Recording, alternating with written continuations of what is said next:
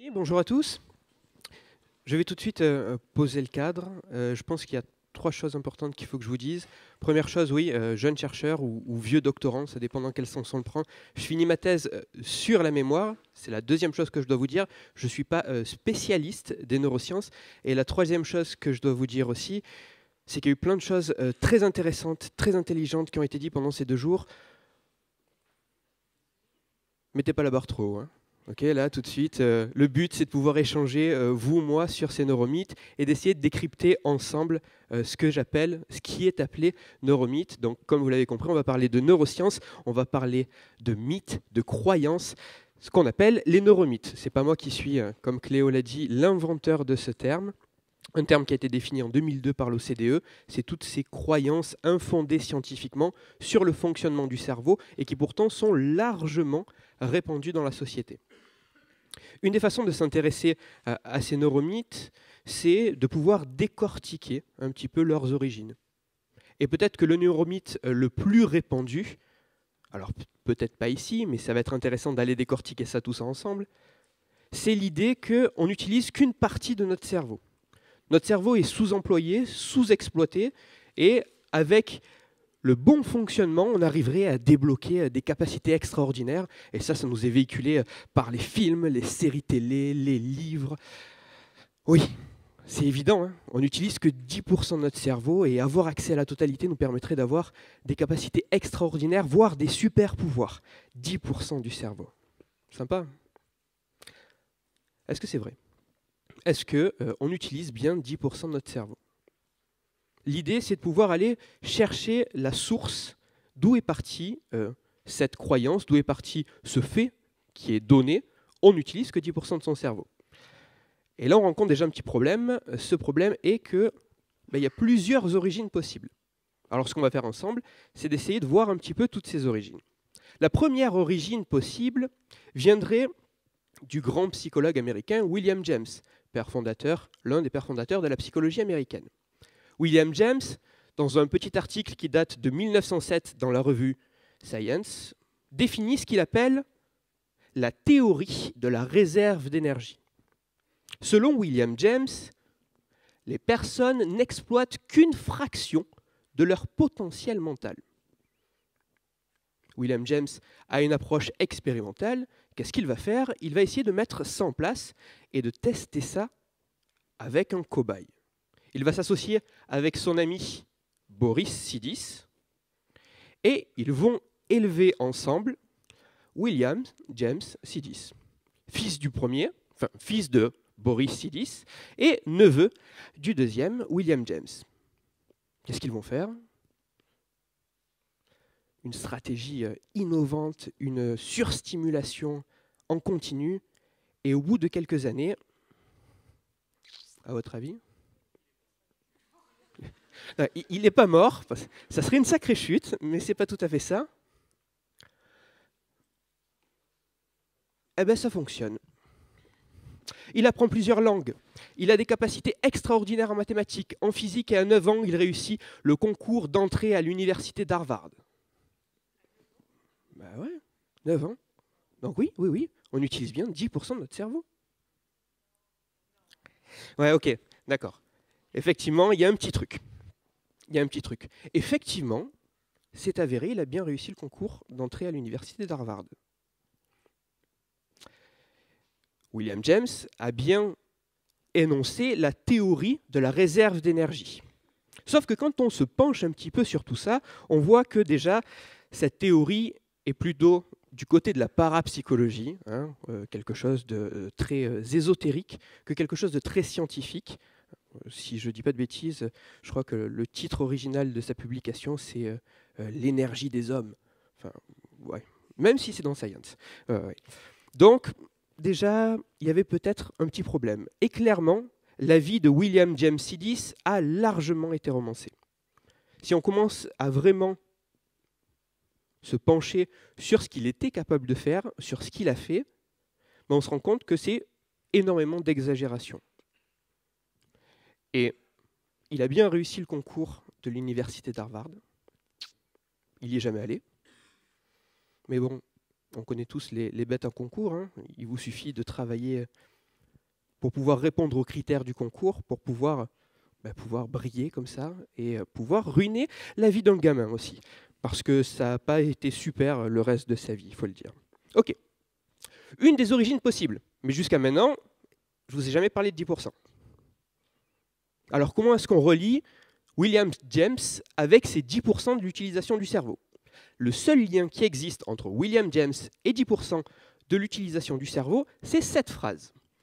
Cette phrase qui dit « Le professeur William James de Harvard avait l'habitude de dire qu'en moyenne, les personnes ne développent que 10% de leurs habiletés mentales latentes. » Ce qui est peut-être encore plus intéressant, c'est de s'intéresser à qui a dit ça. Cette personne, c'est Lowell Thomas. Est-ce que certains d'entre vous connaissent Lowell Thomas? Oui, bon, déjà, ce n'était pas un scientifique, c'était plus un baroudeur, aventurier. C'est notamment la personne qui a fait connaître Laurence d'Arabie. Donc vous voyez qu'on est quand même un petit peu loin de la science.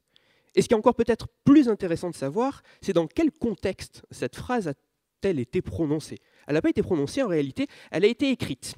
Écrite dans la préface d'un de ses amis, Dale Carnegie, dans la préface de son livre très sobrement intitulé « Comment gagner des amis et influencer les gens ». Best-seller qui date de 1936, l'un des premiers livres de développement personnel, toujours vendu et réédité à notre époque. Donc, je pense qu'on l'avouera ensemble, tout ceci, ce n'est pas très convaincant pour essayer de nous dire qu'il y a une véracité scientifique derrière le fait qu'on n'utilise que 10% de notre cerveau. Mais ce n'est pas la seule des origines.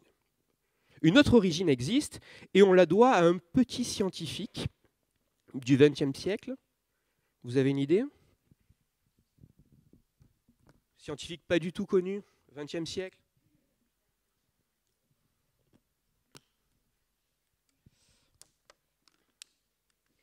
Un certain Albert Einstein. Oui, c'est lui, en fait, qui serait le père de cette croyance selon laquelle on n'utilise que 10% de son cerveau. Comment est-ce qu'on en est venu? Comment est-ce qu'Einstein est venu à émettre cette idée?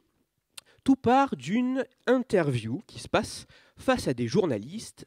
Et là, un journaliste demande à Albert Einstein « Comment arrivez-vous à appréhender le monde de cette façon si singulière ?» Et là, très sobrement, Einstein va lui répondre que tout simplement, je tire parti de mon cerveau au-delà des 10% exploités en moyenne par les humains. Voilà, c'était fait, c'était dit, c'est comme ça. Sauf que là aussi, on est d'accord, il y a quelques petits soucis. Premier souci, et peut-être le souci principal, c'est qu'en fait, on ne retrouve aucune source de cette interview. Voilà. On nous dit que ça a été une interview, qu'il a dit ça lors de cette interview, mais aucune trace du journal dans lequel ça a été publié. C'est un peu embêtant. Deuxième chose, même si cette interview a eu lieu, même si elle a été publiée et qu'on a perdu ça avec l'histoire, il était quand même particulier. Il avait un sens de l'humour assez exacerbé. Et face à une question qu'il aurait pu interprété comme totalement absurde, il aurait pu répondre avec son ironie légendaire. Donc là encore, ce n'est pas parce qu'on va dire quelque chose, même avec ironie, que ça apporte une certaine fiabilité de ce qu'on est en train de dire. Et la troisième des choses qui est importante, même si ça a eu lieu, même s'il a répondu sérieusement, on peut être le plus grand des génies en physique théorique, ça ne fait pas de nous un être omniscient qui peut avancer tout et n'importe quoi sans aucune preuve. Donc là aussi, ce n'est pas très convaincant et c'est limite plus une rumeur qui se répand qu'une réelle piste d'identité de cette origine liée à ce mythe des 10%. À côté de ces pistes qui sont un petit peu, je dirais, farfelues, ésotériques, on peut trouver certains travaux qui auraient pu être des travaux interprétés, donner naissance à l'interprétation de cette idée que l'on n'utilise que 10% de notre cerveau. Un de ces travaux, ce sont les travaux qui ont été menés par Karl Lashley. Karl Lashley, dans les années 30, avait comme objectif de trouver, au niveau du cerveau, au niveau du cortex cérébral, la partie responsable de la mémoire et des apprentissages. comment est-ce qu'il s'y est pris? Il a fait des trous. On prend des souris, on prend des rats, on ouvre la boîte crânienne et on fait des trous sur le cortex. Et ensuite, on fait faire des tests de mémoire. Si le test de mémoire est réussi, le trou qu'on a fait à cet endroit du cortex ne servait pas à la mémoire. S'il échoue, c'est que ça servait à la mémoire. Plusieurs années, quelque chose comme 30 ans de travaux, lui permettent d'aboutir à cette conclusion. Quelle que soit la localisation des lésions à la surface du cerveau, les rats arrivent tous à résoudre les tests de mémoire. La surface du cerveau est indifférenciée et n'a pas de fonction spécifique. C'est son interprétation. C'est son interprétation, sauf que très rapidement, d'autres scientifiques vont commencer à dire « Oui, mais en fait, le test est tellement simple que ça ne permet pas de discriminer si cette région cérébrale a un effet sur la mémorisation. » Parce que le test n'était pas approprié, il a trouvé que non, le cerveau était indifférencié. On sait bien maintenant que certaines régions cérébrales vont participer à certaines fonctions spécifiques. Tout ceci est donc une mauvaise interprétation. Mauvaise interprétation qui aurait pu grossir, être déformée aussi dans le public.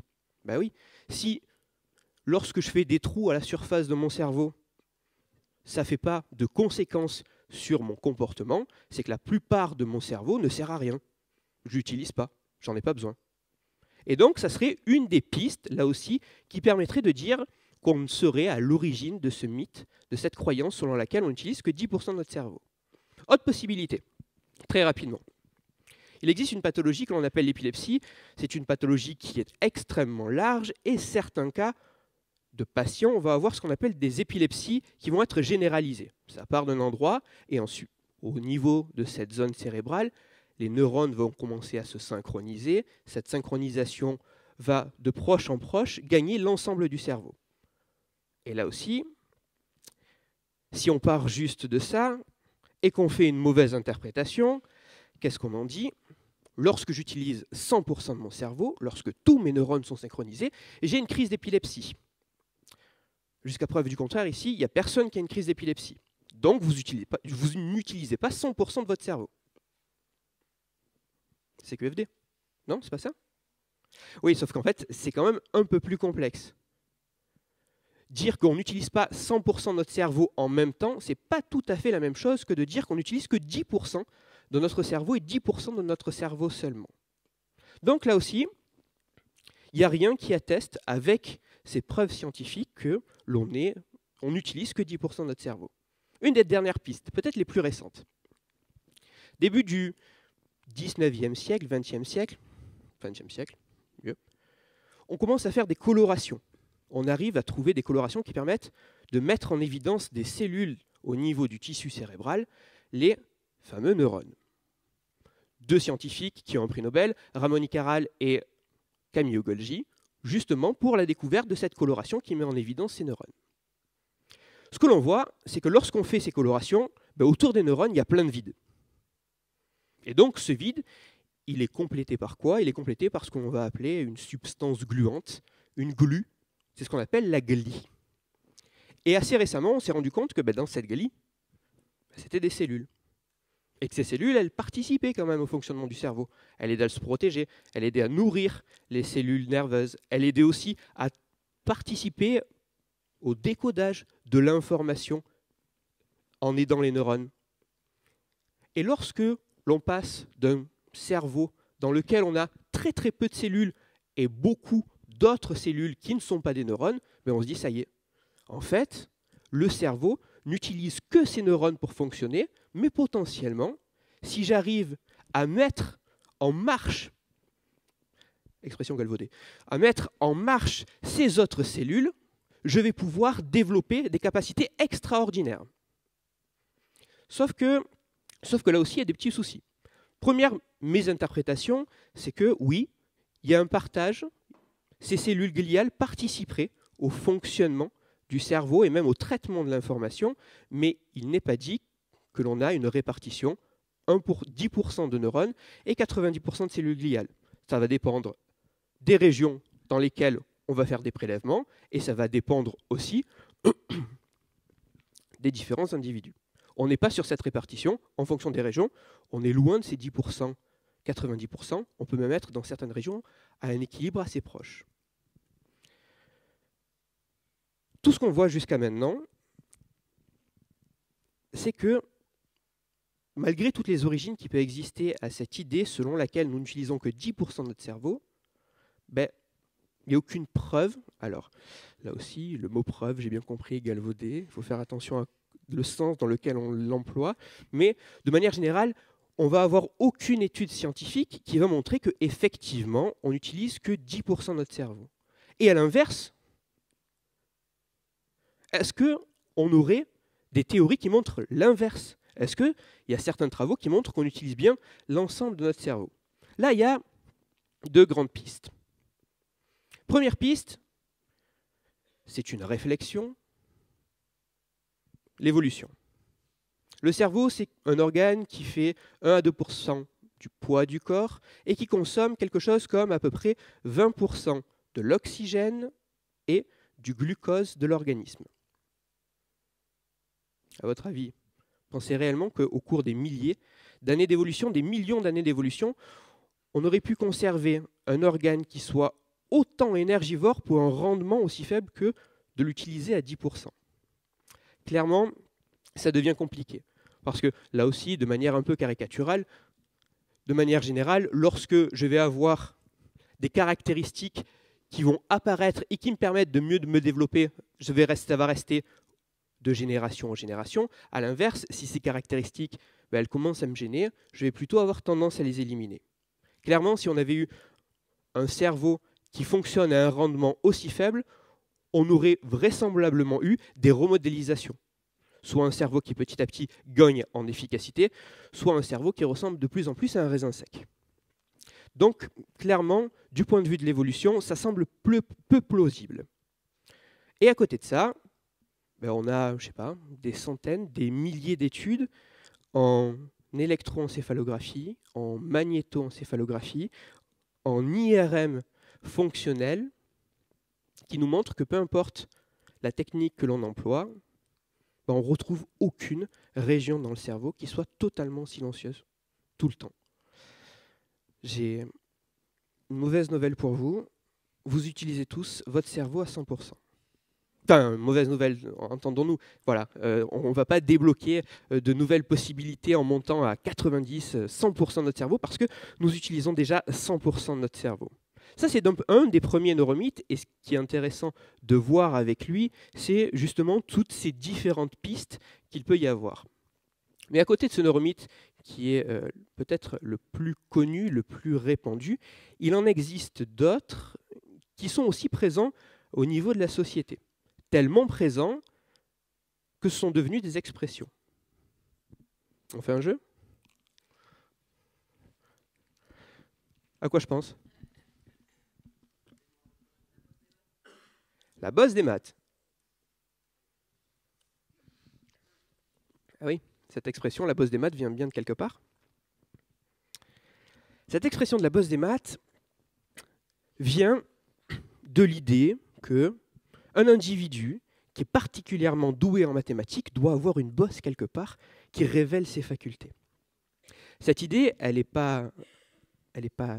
pas jailli comme ça, elle est venue d'un médecin allemand, Franz Joseph Gall.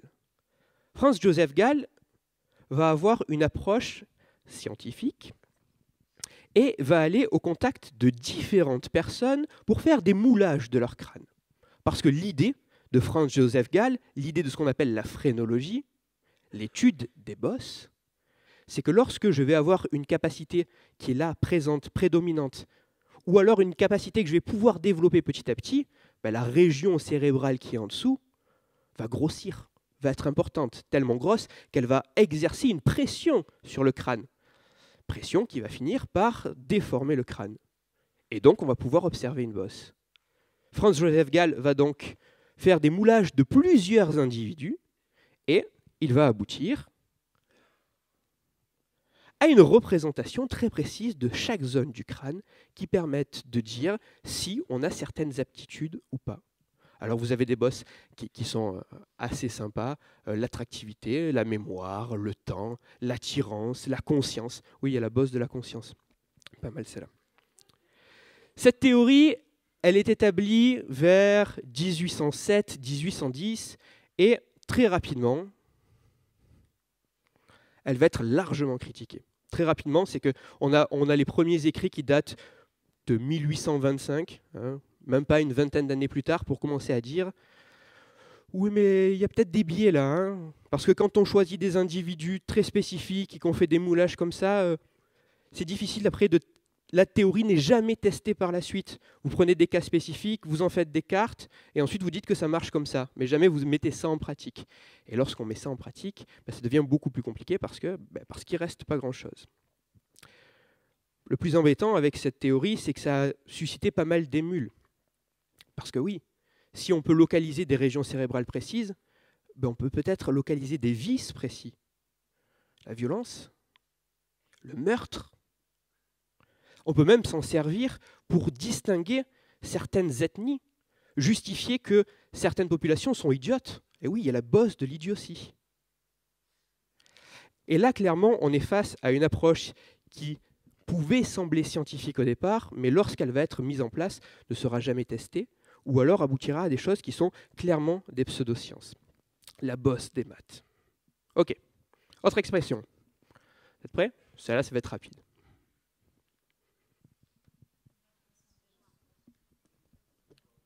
Mémoire de poisson rouge.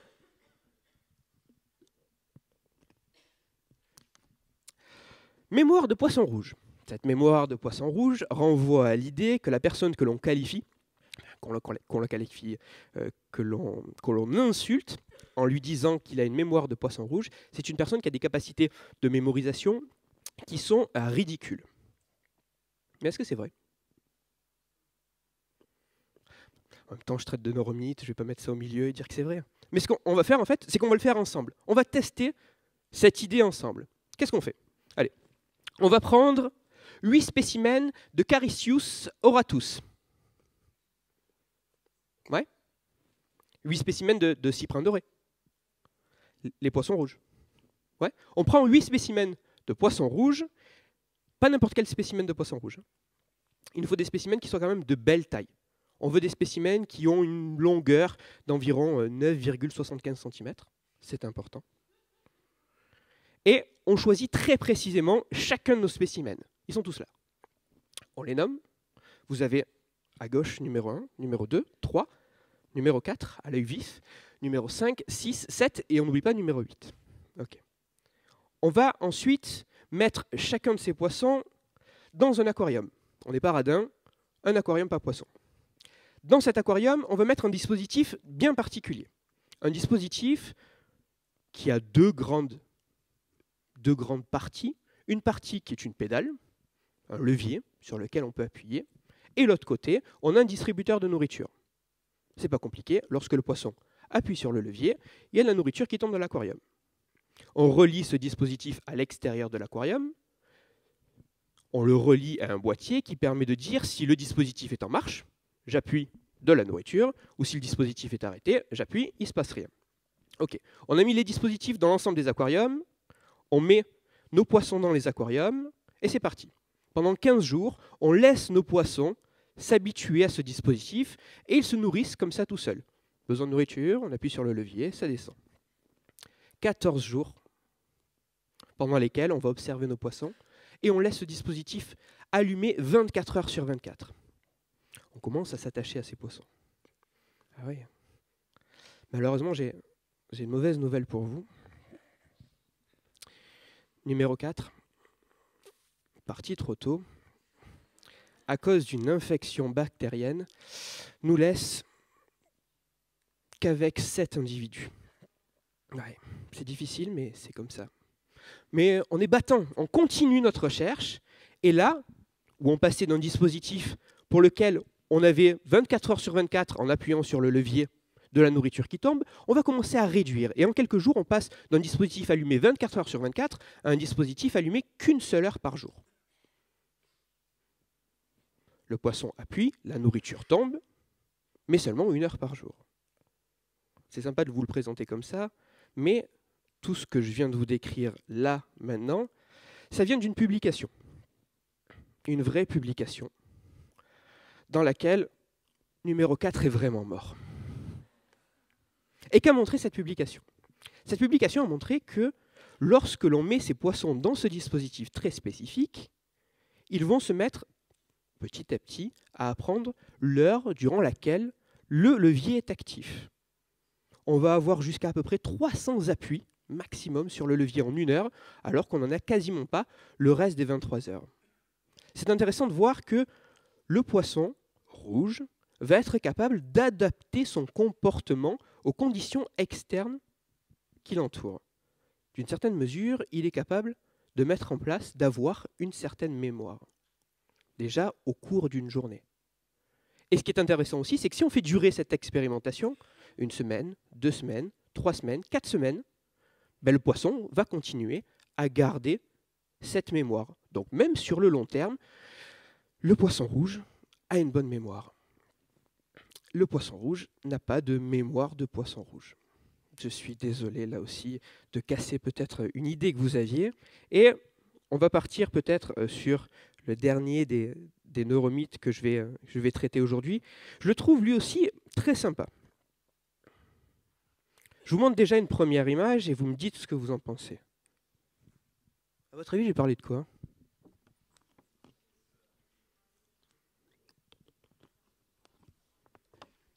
Un bébé bien sapé, à côté d'un piano, à l'œil vif, au regard perçant, c'est un bébé intelligent. Ça se voit. Et si vous n'êtes pas convaincu, il y a même d'autres CD qui vous le disent.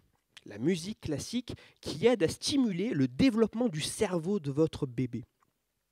Ben oui, la musique classique, ça rend plus intelligent. C'est pour ça que dans certains kits de natalité, il y a encore quelques années, on pouvait retrouver certains de ces CD. Ça, ce neuromythe est qualifié de ce que l'on appelle l'effet Mozart. Sobre. L'effet Mozart vient d'une étude qui a été publiée en 1994 dans une petite revue aussi, Nature. Voilà, pour vous donner les neuromythes de manière générale, hein, c'est clinquant, donc c'est publié dans des belles revues, c'est pas publié dans les revues de seconde zone, sinon personne n'en entendrait parler, effectivement. Lors de cette étude, il y a 2 temps. Un premier temps, durant lequel il y a une participation, une préparation, mieux que participation, une préparation de nos volontaires. On met nos volontaires dans 3 conditions différentes. Pendant 10 minutes, soit on demande à nos volontaires de rester parfaitement dans le silence, soit on demande à nos volontaires de méditer, de se détendre, de faire de la relaxation, soit on fait écouter la sonate en sol mineur de Wolfgang Amadeus Mozart pendant 10 minutes. Et ensuite, qu'est-ce qu'on fait ? On a une partie test. On va tester certaines habiletés. Alors, je ne vais pas trop rentrer dans les détails, mais c'est des tests spatiaux, des tests de logique, des tests en fait qui sont notamment utilisés dans les tests de QI. Et là, qu'est-ce qu'on observe ? De manière assez folle, lorsque je suis un individu qui a écouté 10 minutes de musique classique, j'ai 10 points de QI en plus. C'est magique, ça. Ah, sur le papier, c'est magique. Sauf qu'il faut un petit peu dézoomer. Dézoomer, pourquoi ? Parce que, premièrement, on a commencé à parler de bébés. C'est des étudiants en psychologie. Qu'on soit bien d'accord, la plupart des études de psychologie ou expérimentales chez l'homme sont faites sur des étudiants en psychologie. D'accord, c'est des grands enfants, mais de là à dire que ça va aider à développer le cerveau des bébés, on en est assez loin, vous me l'accorderez. Deuxième petite difficulté, ça va être la réplication. Est-ce que d'autres chercheurs ont réussi à remontrer des résultats assez identiques ? Ouais. Mais le problème, c'est que ce sont les mêmes chercheurs du même laboratoire. Du coup, jamais reproduit ailleurs. Donc c'est un peu compliqué là aussi. Et peut-être que ce qui est le plus compliqué, c'est que ça a été une découverte sensationnelle. Tellement sensationnelle qu'elle a été reprise dans les médias. Tellement sensationnelle que nos amis américains s'en sont naturellement emparés. je vous présente Zell Miller, qui était gouverneur de l'État de Géorgie. L'étude date de 93 et en 98, il dit c'est évident. Personne ne remet en question le fait que l'écoute de la musique classique, à un très jeune âge, affecte le raisonnement spatio-temporel qui sous-tend les mathématiques, l'ingénierie et même les échecs. C'est pour ça que je débloque 100 000 $ et que je veux que tous les enfants à leur naissance aient un disque de musique classique. L'effet Mozart. De manière générale, lorsqu'on parle de ces neuromythes, ce qui est intéressant de voir, c'est que soit on va avoir des origines qui sont assez floues, soit on va avoir des études précises, mais si l'on se penche sur ces études, on se retrouve assez souvent confronté à des biais méthodologiques. Oui, l'étude sur Mozart, déjà, il n'y avait pas un nombre de volontaires suffisant pour pouvoir avoir des statistiques qui soient réellement solides, robustes. Des biais, d'autres biais méthodologiques, des biais de source, d'où est-ce que je tire tout ça, des biais parce que jamais personne n'arrive à reproduire l'étude, et ces neuromythes, plus que véhiculer de fausses informations sur le fonctionnement cérébral, ça peut impacter la société. Parce que vous croyez qu'on n'utilise que 10% de son cerveau, que vous croyez que votre ami a une mémoire de poisson rouge, ça n'impacte pas énormément la société. Oui, sauf que si je suis une boîte qui commence à vous vendre des méthodes qui vous permettent d'augmenter vos capacités parce qu'on n'utilise que 10% de notre cerveau, si je suis une boîte qui vend des CD de musique classique en disant que oui, ça va aider à développer le QI, l'intelligence de votre enfant, là, ça pose un petit peu plus de soucis. Je ne suis pas dans un discours moralisateur, qu'on soit bien d'accord, l'idée c'est d'échanger. Je suis pas spécialiste des neuromythes, c'est quelque chose qui m'intéresse, et le but c'est de pouvoir échanger. Tout ce que je vous ai dit est sourcé. Je vous renvoie notamment, si le sujet vous intéresse, vers ce livre, Mon cerveau, ce héros, mythe et réalité, écrit par Elena Pasquinelli, qui est chercheuse au CRI, on en a parlé tout à l'heure. Et parce que j'essaye de m'appliquer à moi-même ce que j'essaye de dénoncer dans ces neuromythes, vous pouvez continuer sur ces thématiques à échanger avec moi sur Twitter, écouter mon podcast, La tête dans le cerveau, et retrouver chacune des sources que je donne pour pouvoir fabriquer mes différents podcasts, mes différents épisodes sur mon blog qui s'appelle Cerveau en argot. Chacun de ces neuromythes que j'ai traités aujourd'hui, je les ai traités en podcast. Donc là, il y avait le stress, la lumière, c'est filmé, j'ai pu dire des bêtises, mais normalement dans le podcast, tous les mots sont bien choisis. Donc si jamais vous écoutez et que je dis des choses différentes de ce que je viens de dire aujourd'hui, c'est qu'aujourd'hui j'ai dit des bêtises. Ok ? Et donc du coup, en vous rendant sur ce podcast, vous pourrez retrouver chacune des sources m'ayant permis de fabriquer et de dire tout ce que je vous ai dit aujourd'hui. Et comme ça a été, je crois, très bien dit hier, il nous reste du temps, largement du temps. Donc je vais respecter à la fois les intervenants et le public et vous donner de mon temps. Je vous remercie.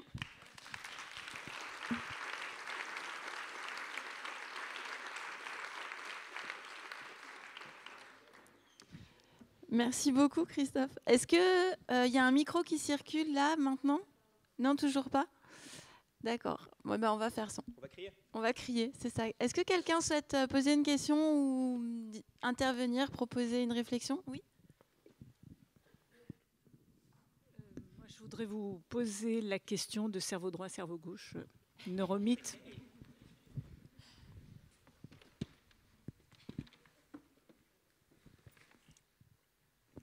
Parce que les choses sont bien faites.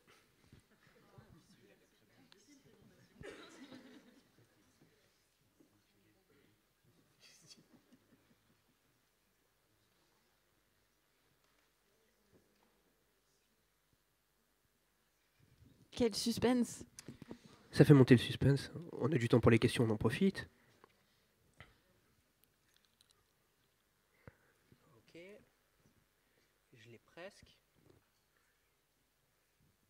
tic, tac, tic, Sauf que ça passe tac. pas. Cerveau droit, cerveau gauche.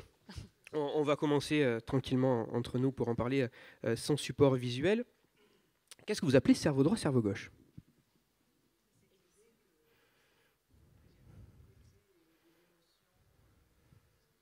L'idée d'une spécialisation des hémisphères. Une C'est ça. spécialisation des hémisphères. Ok. On peut même aller beaucoup plus loin hein, sur cette idée qu'on va avoir des hémisphères qui sont spécialisés. Parce que, par exemple, je sais pas, on tape sur Internet, on va sur le site de l'étudiant.fr. Sur le site de l'étudiant.fr, qu'est-ce qu'on nous dit?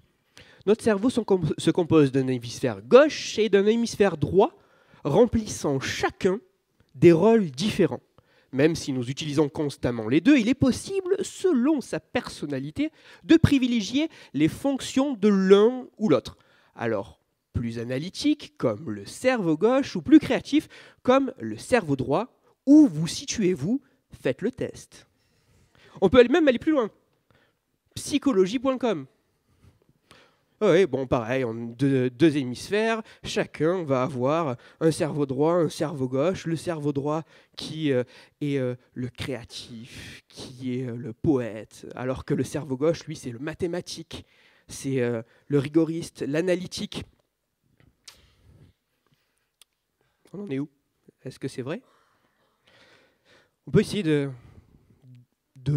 piocher, d'aller fouiller quelle pourrait être une des origines possibles. Une des origines possibles peut provenir de l'étude de certains patients très spécifiques. Des patients qui vont avoir, comme on en a parlé tout à l'heure, une crise d'épilepsie, ils vont avoir de l'épilepsie, des crises généralisées qui se propagent à l'ensemble du cerveau. Et pendant une certaine période, ce qu'on pouvait faire pour pouvoir limiter la propagation, si ça part d'un hémisphère et que ça se propage à l'ensemble du cerveau, on va couper l'autoroute de fibres qui relie les deux hémisphères, et comme ça sera localisé que dans un seul hémisphère. Et là, chez ces personnes dont le corps calleux, cette autoroute de fibres qui relie les deux hémisphères est coupée, ce qu'on s'aperçoit, c'est qu'on va avoir certaines tâches qui peuvent être perturbées, notamment pendant les crises, mais même ailleurs. Lorsque on manipule certaines choses avec une main, on va avoir du mal à décrypter certaines choses. Okay. Même en continuant, des études que l'on a aujourd'hui nous permettent de dire qu'il existerait une asymétrie. On est l'une des seules espèces chez lesquelles ça existe. Par exemple, d'un côté, la région du langage va plutôt aider à décoder les mots, alors que de l'autre côté, on va plutôt avoir tendance à décoder ce qu'on appelle la prosodie, l'enveloppe musicale des mots. D'un côté, le sens du mot, et de l'autre côté, le sens dans lequel je suis en train de le dire, avec la musicalité de ma phrase. Ouais, cerveau droit, cerveau gauche, il semblerait qu'il y ait une asymétrie.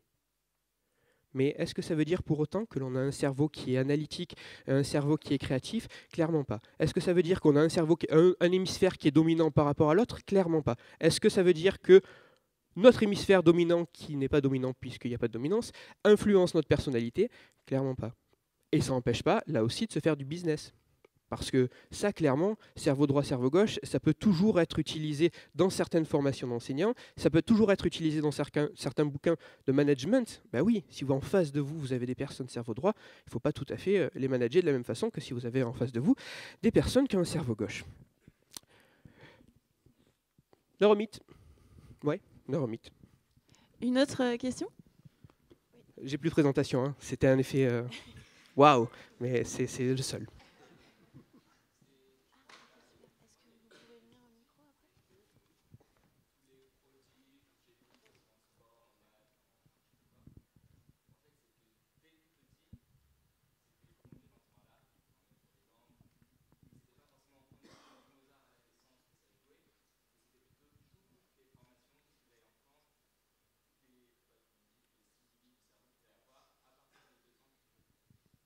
Alors, est-ce que je peux résumer pour les personnes qui n'auraient peut-être pas entendu? Ce que vous soulignez, c'est que chez les personnes qui semblent avoir un talent particulièrement impressionnant, vous citiez des génies, voilà, ce qu'on appelle des génies, ce qui jouait le plus, c'était pas finalement les capacités innées, mais l'éducation et la manière dont l'enfant avait été stimulé dans une certaine direction dès l'enfance. C'est ça, je vais bien résumer. Je ne suis pas du tout spécialiste, hein. Comprends-nous bien. Sur la musique, oui, mais je comprends l'idée. Peut-être quelques études, je ne vais pas pouvoir les citer, c'est des résultats que je connais, ça va être très flou et je suis à la limite des fake news et des neuromythes parce que je ne vais pas pouvoir vous citer exactement les sources, mais on est un mélange très complexe entre une base génétique et un environnement dans lequel on baigne. Au milieu de ça, il y a le corps qui sert d'interface et qui fait totalement partie du fonctionnement cérébral. De manière générale, certaines études ont tendance à montrer que un musicien qui a appris la musique à 4 ans n'a pas tout à fait le même cerveau qu'un vrai musicien, lui aussi professionnel, qui l'a appris à 25-30 ans. Donc oui, l'environnement dans lequel on va être imprégné va pouvoir peut-être susciter ces fameux prodiges. Mais là encore, je m'avance beaucoup. On avait une question ici, excusez-moi. Oui, on entend aussi beaucoup parler du fait que certaines personnes ont une mémoire plus visuelle, plus auditive, voire même tactile. Qu'est-ce que vous en pensez? Ouais. Un des neuromythes sur le... Oh, ben, j'ai cassé le truc. Un des neuromythes qui est lié à l'éducation, c'est plutôt sympa. Nous avons tous un style d'apprentissage. Bah oui, j'ai un style d'apprentissage, j'ai un canal perceptif privilégié, et si on m'enseigne via ce canal perceptif privilégié, je vais mieux apprendre. Aucune preuve ne montre qu'on peut avoir un style d'apprentissage privilégié. Aucune étude, il y a des métadonnées, des méta-études qui s'intéressent, des revues d'études sur tout ce qui a été fait dans ce sens, et de manière générale, aucune preuve n'a montré qu'on avait un canal privilégié. Une de mes chroniques aussi, numéro 44, les styles d'apprentissage. Merci. On a une question là-haut.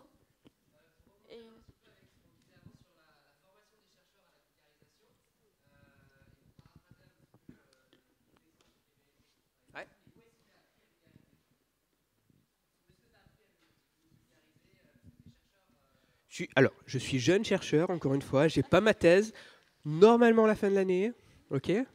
Mais où est-ce que j'ai appris à vulgariser? Je pense que c'est le contact avec le public. Je pense que tout à l'heure, il y avait une question qui était posée sur est-ce que des chercheurs qui vulgarisent font remonter des choses vers leurs recherches? Clairement, oui. Enfin, moi, je sais qu'en tout cas, faire de la vulgarisation, ça m'a permis de mieux comprendre mon sujet de thèse, le contextualiser. Ça m'a permis d'être un chercheur différent. Où est-ce que j'ai appris? J'ai appris en faisant ça. Ouais. Il y a des trucs qui marchent bien, des trucs qui ne marchent pas. On essaye de rester sur cette ligne étroite entre raconter un truc qui va pouvoir captiver sans pour autant tomber dans le sensationnalisme et être sur des vérités qui sont limite. Là encore, le terme vérité est galvanisé. Mais bon, c'est l'idée que, ouais, par la répétition, en essayant. Et je baigne aussi dans un laboratoire dans lequel la fête de la science, c'est un des événements. Donc ça aide aussi à pouvoir aller vers ça. Et oui, j'aurais dû déclarer ça aussi en conflit d'intérêts. Je suis aussi membre du Café des Sciences. Non mais on avait vu, hein, on t'avait repéré, Christophe. Monsieur, vous aviez une question? Comme vous savez, les chercheurs ont découvert il y a peu de temps que nous avons un deuxième cerveau. Donc que pensez-vous de ce rapprochement sur notre deuxième cerveau? Le deuxième cerveau qui serait l'intestin, hein, pour ceux à qui ça aurait échappé. Alors encore une fois, oui, je parle des neuromythes parce que j'ai bossé un peu le sujet, mais je ne suis pas l'expert en neurosciences. Hein, soyons bien clairs, et je pense que si quelqu'un se targue d'être un expert en neurosciences à Berkane, et on peut dire clairement qu'il y a des gros soucis. Donc je vais pouvoir essayer de brosser certaines choses, mais c'est peut-être deuxième cerveau, parce qu'on a un regroupement de cellules nerveuses, parce que c'est sympa, parce que c'est vendeur. Clairement, il se passe d'autres choses. Des neurones, on n'en a pas que dans le cerveau, on en a dans le ventre, on en a partout. Hein. Si je peux faire ça, c'est que quelque part, j'ai des neurones au niveau de la moelle épinière qui envoient les signaux, parce que lorsque j'ai des sensations, ces informations sensorielles vont pouvoir remonter. Si je sens des odeurs, c'est parce que j'ai bien des neurones qui vont capter tout ça. Oui, il y a du tissu nerveux en dehors. Il y a des choses qui commencent à sortir sur le lien alimentation, cerveau, fonctionnement, qui sont très intéressants en lien avec ce deuxième cerveau, avec ce qu'on appelle le microbiote, c'est-à-dire cette masse de bactéries qui vit en nous et qui est en nombre plus importante que les cellules de notre propre organisme, qui pourrait, dans certains cas, modifier des comportements de mémoire. Il y a une étude notamment qui a montré que, en fonction du microbiote, les capacités d'apprentissage n'étaient pas tout à fait les mêmes, sauf que la réplication, elle tarde à venir et que un seul résultat ne fait pas une vérité scientifique.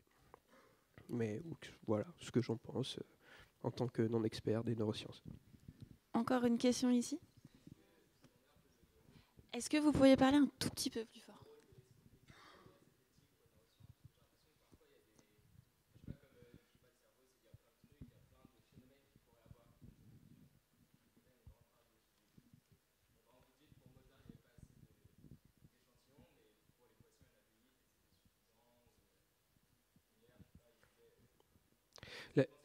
Ouais, non. Donc Mais la c'est question de évident. la robustesse des études, c'est... Alors, ne serait-ce que sur la robustesse, je pense que, par abus de langage, j'ai dû dire des statistiques robustes.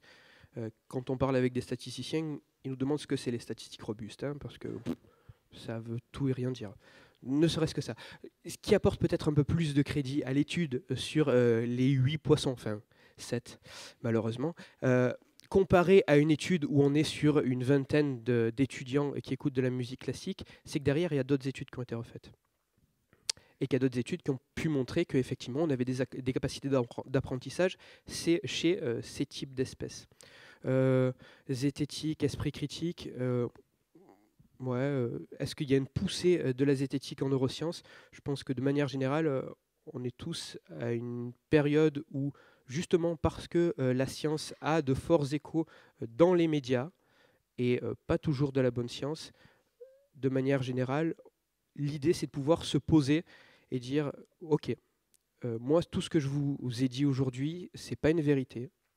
Je vous ai pas dit de manière descendante, même si je suis en bas, que c'était comme ça et que ça marchait comme ça. J'ai juste ouvert la discussion en vous disant voilà, je vous cite quelques études, on n'en a pas toujours le temps, mais vous pouvez retrouver les sources, allez vérifier, faites-vous votre propre avis, trouvez des avis contradictoires et faites-vous votre propre avis. Est-ce qu'il y a une poussée de la zététique? Je ne sais pas s'il y a de la zététique, mais de manière générale, peut-être un peu plus d'esprit critique. Ça tombe bien, hein. Réveil de l'esprit critique. Et moi, j'avais une question, votre point de vue. Je trouvais que le point commun entre les différents neuromythes que vous avez présentés, c'est qu'ils traitent tous de la performance. Cette idée qu'en fait, le cerveau, il est intéressant parce qu'il faut qu'il soit plus performant. Est-ce qu'à votre connaissance, il y a des neuromythes qui ne reposent pas sur cette obligation, cette injonction à être plus performant du cerveau? Alors, plus performant. Oui, de manière générale, c'est quelque chose qui est sensationnel. Hein. Pour que le neuromythe, je pense, un des ancrages du neuromythe, c'est que ça doit nous parler à nous et que ça doit être assez sensationnel. Mais ça ne veut pas dire que pour autant, il n'en existe pas. Alors, sur le fait performance, c'est complexe. Je ne sais pas s'il en existe. Est-ce que vous avez des idées de choses qui pourraient toucher, des croyances qu'on pourrait avoir qui ne touchent pas les performances? Je pensais à tout ce qui concerne la guérison. Guérir par le cerveau, c'est une qu'on voit régulièrement. Ouais, mais est-ce que c'est pas de la performance en fin de compte? Oui, si, c'est vrai. Enfin, c'est que de toute manière, il faut valoriser notre cerveau, et le cerveau, c'est celui qui va permettre de résoudre tout. On a plusieurs types d'intelligence, on est tous intelligents, on a chacun une façon d'apprendre, il faut trouver, on va tout réussir.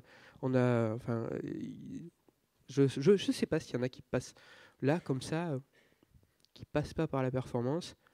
Je sais pas, mais pour autant, ça décribilise aussi. Les poissons rouges, c'est pas dans le bon sens.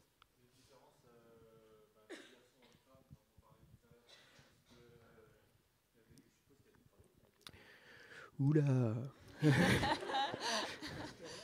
Ben, 5 minutes avant la pause, c'est vraiment Non, pas mais- sympa. non, mais 4 minutes. sinon on s'arrange. L'année prochaine, c'est quoi le thème? Parce que je peux revenir, hein, on en parle, on pose ça pendant 1 heure. C'est compliqué. Alors, là, parce que justement, les mots sont très importants à poser, notamment sur cette thématique de neuromythes, j'ai un partenariat avec le blog des neurosciences du CNRS qui s'appelle Aux frontières du cerveau. Et un des articles que j'ai écrit, c'est justement sur ça, différents hommes-femmes. C'est compliqué. C'est compliqué parce qu'il y a tout et le contraire. On n'est dans aucun des extrêmes. On n'a pas l'homme et la femme, alors, a priori, avec les études que l'on a, il faut toujours se remettre dans un contexte, l'homme et la femme n'ont pas des cerveaux identiques, parce que clairement, chaque cellule va avoir un petit chromosome de différent, hein, et donc la libération de certaines hormones va créer une plasticité différente, une organisation de certains réseaux, une imprégnation de manière générale qui va être différente. Mais ça ne veut pas dire, à l'inverse, que les cerveaux des hommes et les cerveaux des femmes sont totalement différents. Et même, on peut même aller beaucoup plus loin. Toutes ces études qui montrent des différences ou des similitudes entre hommes et femmes le font sur des moyennes, sur des groupes. Si je prends un individu, je peux prendre le cerveau d'un homme qui va avoir un tout petit cerveau et donc qui va avoir peut-être une taille qui est plus proche du cerveau de la femme, ou alors je peux prendre le cerveau d'une femme qui a un très gros cerveau, et on va croire que dans la moyenne, ça représente un cerveau d'homme. Alors, oui, de manière générale, en moyenne, le cerveau des hommes est plus gros que celui des femmes. En moyenne, la corpulence des hommes est plus grande que celle des femmes. Mais ça n'explique pas tout, parce que les courbes de croissance ne sont pas identiques, on est d'accord, ce n'est pas le seul explicatif, mais ce n'est pas parce qu'on a quelque chose qui est plus gros qu'on s'en sert mieux. Hein. Enfin, je veux juste dire ça comme ça. On s'en bien d'accord. Voilà. Un plus gros cerveau ne veut pas dire plus intelligent, si c'est ce qui est sous-entendu. Merci.